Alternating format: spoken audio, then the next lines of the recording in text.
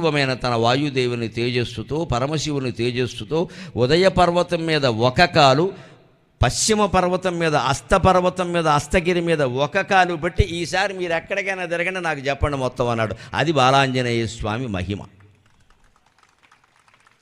అయ్యుదయాస్తాద్రుల నిల్పి, ఉదయ అద్రి మీద ఒక పాదం పెట్టాడు తూర్పుకొండ మీద, అస్త అద్రి మీద ఒక పాదం పెట్టాడు. ఇక్కడ గమనించండి, వైజ్ఞానిక విశేషం అంటే ఏమిటో భాష చూస్తే తెలుస్తుంది. అద్రి అన్నారు, అచలం అన్నారు, ఉదయాచలం అస్తాచలం, లేదా ఉదయాద్రి అస్తాద్రి. హస్తం కాదు, హస్తం అంటే చెయ్యి, అస్త అంటే అస్తమించిన, అమ్మలో ఆ అస్తమించిన అకారం. అద్రి అన్నారు. అద్రి అంటే ఏమిటి సంస్కృతంలో? న ద్రియతే ఇత్యద్రిహి అంటారు. అంటే చెలించదు కాబట్టి కొండ. చెలించదు అంటే అర్థం ఏమిటి అంటే వాళ్ళ ఉద్దేశం, ఆ పేరు పెట్టిన వాళ్ళది